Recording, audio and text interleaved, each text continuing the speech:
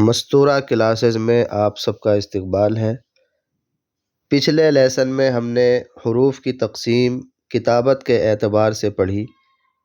اب اس سبق کے اندر پڑھیں گے kinds of letters according to the sound, آواز کے اعتبار سے حروف کی تقسیم۔ تلفظ اور آواز کے اعتبار سے حروف کی دو قسمیں ہیں۔ نمبر 1 وویلز یعنی حروف علت، نمبر 2 کونسونینٹس یعنی حروف صحیح۔ ان دونوں کو تفصیل کے ساتھ آگے ہم دیکھیں گے۔ یہاں صرف اتنا ذہن میں رکھیں کہ کتابت کے اعتبار سے حروف کی دو قسمیں تھیں جو پچھلے لیسن نمبر 2 میں ہم پڑھ چکے ہیں، اور یہ تلفظ اور آواز کے اعتبار سے حروف کی دو قسمیں ہیں، وویلز اینڈ کونسونینٹس، حروف علت اور حروف صحیح۔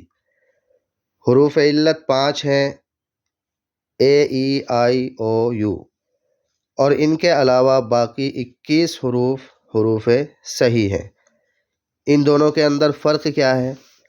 فرق یہ ہے کہ حروف صحیح کی اپنی ایک مستقل آواز ہوتی ہے، جیسے آپ پچھلے سبق کے اندر پڑھ چکے ہیں۔ ہر ایک حرف کی اپنی الگ آواز ہے اور مثالوں کے ساتھ اس کو وہاں سمجھایا گیا ہے، جبکہ حروف علت عام طور پر حرکات و سکنات اور حروف مدہ کا کام کرتے ہیں۔ زبر زیر پیش یا الف واو یا، ان کا کام عام طور سے حروف علت کرتے ہیں، اپنی ان کی کوئی مستقل آواز نہیں ہوتی۔ سیمی وویلز شبہ حروف علت، کچھ حروف ایسے ہیں جو کہیں وویلز یعنی حروف علت کا کام کرتے ہیں اور کہیں پر کونسونینٹس یعنی حروف صحیح کا کام کرتے ہیں، تو ان کو کہا جاتا ہے سیمی وویلز۔ یہ صرف دو ہیں، ڈبلیو اور وائی۔ یہ کبھی اپنی مستقل آواز رکھتے ہیں اور کبھی حروف علت کی طرح صرف حرکات و سکنات اور حروف مدہ کا کام کرتے ہیں، اس لیے ان کو شبہ حروف علت کہتے ہیں۔ ان کا قاعدہ یہ ہے کہ اگر یہ دونوں حروف کسی لفظ کے شروع میں آئیں تو یہ کونسونینٹس یعنی حروف صحیح کہلائیں گے، اور اگر لفظ کے اخیر میں آئیں تو یہ وویلز یعنی حروف علت کہلائیں گے، ڈبلیو اور وائی۔ کبھی حروف علت ہوں گے، کبھی حروف صحیح ہوں گے۔ فرق کیسے ظاہر ہوگا؟ کیسے پتہ چلے گا کہ یہ حروف علت ہیں یا حروف صحیح ہیں، وویل کا کام کر رہے ہیں یا کونسونینٹس کا کام کر رہے ہیں؟ تو اس کی آسان سی ترکیب سمجھنے کی یہ ہے کہ اگر لفظ کے شروع میں یہ لفظ آ رہا ہے، یہ حرف ڈبلیو یا وائی، تو یہ کونسونینٹ یعنی حروف صحیح میں سے کہلائے گا، اور اگر لفظ کے آخر میں آ رہا ہے تو وویلز یعنی حروف علت میں سے اس کو سمجھا جائے گا۔ جیسے گرو کے اندر دیکھیے لاسٹ میں ڈبلیو ہے، یہ لفظ کے آخر میں آ رہا ہے، تو یہاں یہ حروف علت یعنی وویلز کا کام کر رہا ہے، اس کی اپنی کوئی مستقل آواز نہیں، بس یہاں اس نے صرف واو کو کھینچنے کا کام کیا ہے۔ گرو۔ Day, D A Y, day, یہاں وائی یہ لفظ کے آخر میں آ رہا ہے، لہٰذا یہاں بھی یہ وویلز یعنی حروف علت میں سے ہے، یہ الگ سے کوئی آواز پیدا نہیں کر رہا ہے، صرف اے کو کھینچنے کا کام اس نے یہاں کیا ہے۔ اسی طرح ونڈو کے اندر جو پہلے والا ڈبلیو ہے یہ حروف صحیح میں سے ہے، چونکہ لفظ کے شروع میں آ رہا ہے اور یہاں اس کی ایک مستقل آواز ہے اور وہ ہے واو کی آواز یہ دے رہا ہے۔ اور اسی میں جو دوسرا لاسٹ والا ڈبلیو ہے وہ حروف علت میں سے ہے، چونکہ وہاں اس کی کوئی مستقل آواز نہیں بلکہ یہ او کو کھینچنے کا کام کر رہا ہے، تو جہاں ان کی مستقل آواز ہوگی وہاں یہ حروف صحیح بن جائیں گے، اور جہاں ان کی کوئی آواز نہیں ہوگی بلکہ زبر زیر پیش یا الف واو یا ان کا کام کریں گے تو یہ حروف علت کہلائیں گے۔ آخری مثال ہے یلو۔ یلو کے اندر جو وائی ہے شروع میں، یہ حروف صحیح میں سے ہے، چونکہ یہاں اس کی مستقل آواز ہے، یہ یا کی آواز دے رہا ہے۔ اور اسی مثال کے اندر جو آخر میں ڈبلو ہے، یہ حروف علت میں سے ہے، چونکہ یہاں اس کی کوئی مستقل آواز نہیں، بلکہ یہ او کو کھینچنے کا کام کر رہا ہے، وہی جو کام حروف مدہ کا ہوتا ہے۔ امید ہے کہ ان چاروں الفاظ سے اچھی طرح سمجھ میں آ گیا ہوگا کہ ڈبلو اور وائی کہاں حروف علت کہلائیں گے یعنی وویلز، اور کہاں حروف صحیح کہلائیں گے یعنی کونسوننٹس۔ آگے چلتے ہیں۔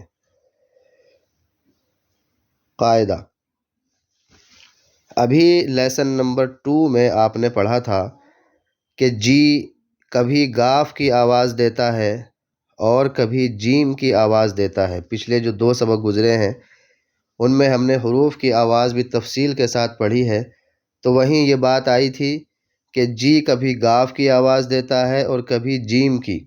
اسی طرح سی کے بارے میں آیا کہ سی کبھی کاف کی آواز دیتا ہے اور کبھی سین کی۔ تو کیسے فرق کریں گے کہ یہاں جی جیم کی آواز دے رہا ہے یا گاف کی، اسی طرح سی سین کی آواز دے رہا ہے یا کاف کی؟ اس فرق کے لیے یہ قاعدہ ذہن میں رکھیں کہ اگر سی کے بعد ای یا وائی یا آئی ہو تو سین کا تلفظ ہوگا۔ اگر سی کے بعد ای یا وائی یا آئی ہو تو وہاں سی سین کی آواز دے گا، ورنہ کاف کی آواز دے گا۔ ان 3 کے علاوہ، ای وائی آئی کے علاوہ کوئی بھی حرف اگر سی کے بعد آ رہا ہے تو وہاں سی کاف کی آواز دے گا۔ جیسے مثال دیکھیے، کوٹ، کار، سٹی، سائیکل، ریسیو۔ ان 5 مثالوں کے اندر پہلی اور دوسری مثال میں سی کاف کی آواز دے رہا ہے، چونکہ وہاں سی کے بعد نہ تو ای ہے، نہ وائی ہے، نہ آئی ہے۔ اسی طرح آخر کی تینوں مثالوں میں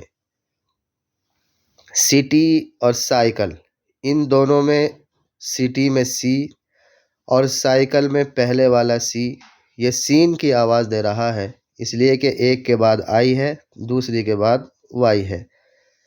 اور سائیکل ہی کے اندر جو دوسرا والا سی ہے یہ کاف کی آواز دے رہا ہے، اس لیے کہ وہاں سی کے بعد نہ ای ہے، نہ وائی ہے، نہ آئی ہے۔ اسی طرح لاسٹ والی مثال میں ریسیو، ریسیو کے اندر جو سی ہے یہ ای کی، یہ اس کے بعد ای ہے، تو اس وجہ سے یہ سین کی آواز دے رہا ہے، یہاں کاف کی آواز نہیں نکلے گی۔ تو مختصر سی بات یہ ذہن میں رکھیں کہ اگر سی کے بعد ای یا وائی یا آئی ہو تو وہاں سین کا تلفظ ہوگا، ورنہ کاف کا تلفظ ہوگا۔ اسی طرح جی کے لیے، جی کے بعد اگر ای ہو تو جیم کی آواز نکلے گی، ورنہ گاف کی۔ جیسے گرل، گول، کالج، جنریشن۔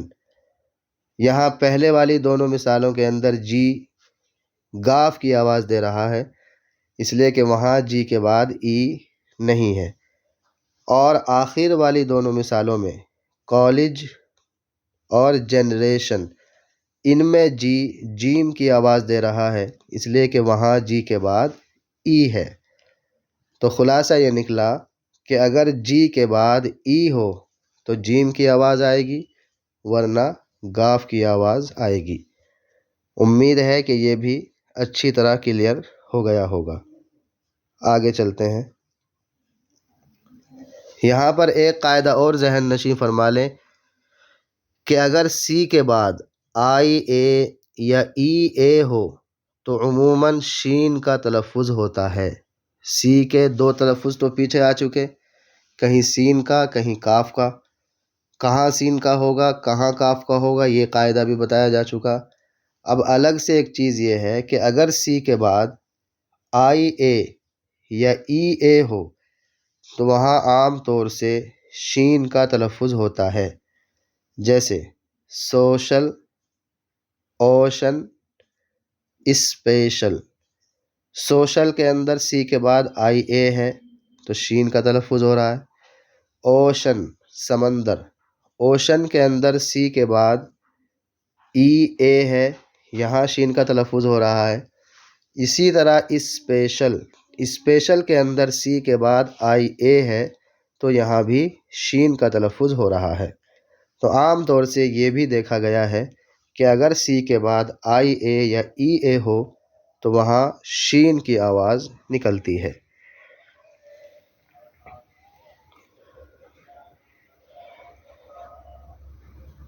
آج کے لیے اتنا ہی رکھیں، ملتے ہیں نیکسٹ لیسن کے ساتھ، تب تک اس کی پریکٹس جاری رکھیے۔ السلام علیکم ورحمۃ اللہ وبرکاتہ۔